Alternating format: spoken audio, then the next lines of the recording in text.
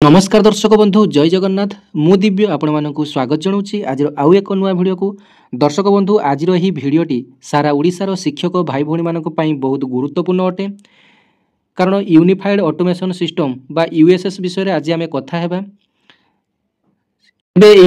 USS व्यवस्था आसीबा परठारु शिक्षक माने नाना प्रकार असुविधार सम्मुखीन होउचंती। तेबे वर्तमान सेमानक पई खुशीर खबर आसी जाइछि।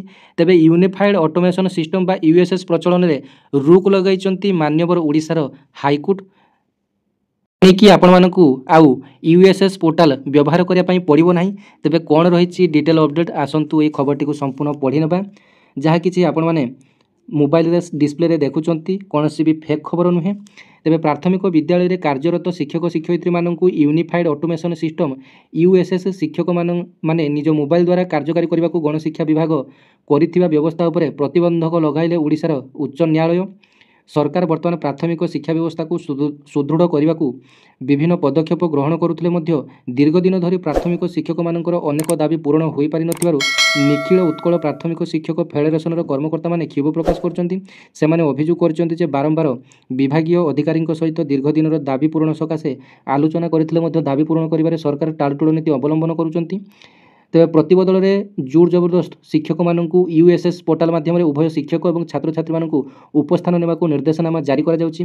तेबे एही व्यवस्था रे व्यवहार करा जाउतबा ऐप रे केतेक त्रुटि थिबारु एहाकू व्यवहार करिले शिक्षक मानकर व्यक्तिगत तथ्य सार्वजनीन हेबार संभावना थिबारु एहाकू कार्यकारी न करिबाकू निखिल उत्कल प्राथमिक शिक्षक फेडरेशन तरफरु अनेक बार विभागीय मंत्री सचिव और उच्चपदस्थ अधिकारी मानक सहित आलोचना करा जायतिला।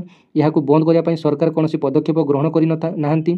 तेबे ओएसपा निर्देशकों तरफरु यूएस लागू करने चाप बढ़िबारु जिला और ब्लॉक स्तरीय शिक्षा अधिकारी माने उक्त व्यवस्था तुरंत आरंभ न करिले शिक्षक मानकर दरमा बंद करिया भली धमक मध्य प्रदान करुछन्ति बोली संघ अभियोग करिछि। संघर सभापति धीरेन्द्र पट्टनायक और महासचिव चारुलता महापात्र गणमाध्यम को देइथिबा विवृत्ति रे प्रकाश करिछन्ति जे दीर्घ दिन धरी प्राथमिक शिक्षक मानकर अनेक दाबी पदोन्नति ग्रेड पे वृद्धि क्याडर संशोधन पुराणा पेंशन प्रचलन समस्त शिक्षकों को स्वास्थ्य बीमा प्रदान श्रेणीवारी शिक्षक विषय भित्तिक श्रेणी नियुक्ति इत्यादि दाबी पूरण होई नथिला बेले हठात विभाग तरफ यूएसएस कार्यकारी करने शिक्षक मानक बाध्य करा जाउछि। तेबे उक्त व्यवस्था प्रचलित हेले श्रेणी शिक्षक एवं प्रधान शिक्षक प्रतिदिन दीर्घ समय पर्यंत उक्त कार्य व्यस्त रहिबे। एभली परिस्थिति रे शिक्षादान कार्य निश्चित बाधाप्राप्त हेबो। उक्त कार्य पई शिक्षक मानक निज व्यक्तिगत मोबाइल फोन व्यवहार करने को बाध्य करा जाउछि। तेबे शिक्षक मानकर सुरक्षा को दृष्टि रखी निखिल उत्कल प्राथमिक शिक्षक फेडरेशन ओडिशा उच्चतम न्यायालय आश्रय नेइथिला। तेबे उच्च न्यायालय उक्त घटनार गुरुत्व को विचार को नहीं परवर्ती शुणाणी पर्यंत उक्त कार्य बंद रखा सरकार को मध्यवर्तीकालीन राय रे निर्देश प्रदान करिसंती। एही राय प्रकाश पर शिक्षक माने खुशी व्यक्त करिसंती। तेबे देखंतु सारा शिक्षक समाज पाई गोटे गुड न्यूज बा भल खबर रही जे पर्यंत यार फाइनाल राय न आसी से पर्यंत एही यूएसएस पोर्टाल टी व्यवहार आपण मानकर बंद रहिबो।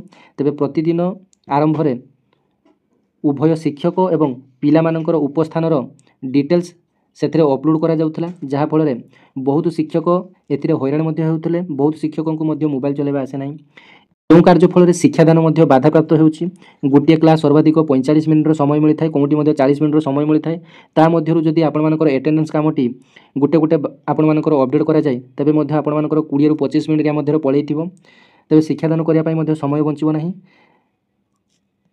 तेबे सरकार यही व्यवस्थाटी को बा गणशिक्षा विभाग यही व्यवस्थाटी को समस्त शिक्षक ना पसंद करथिले एवं हाईकोर्ट रे एथिपाई आश्रय नहीं। तेबे हाईकोर्ट वर्तमान खुशीर खबर गोटे देइचंती। तेबे आगामी दिन में संपूर्ण राय आसिले टोटाल गणशिक्षा विभाग यही निर्देशटी को हटी दिया जिवो। जहाँ किसी परवर्ती राय आसिले आपण मानक सहित अपडेट रे देखा हेबो। सेते पर्यंत आपण माने चैनल टी को सब्सक्राइब करनियंतु नुआ नुआ एमिति अपडेट पाया पई। धन्यवाद। जय जगन्नाथ।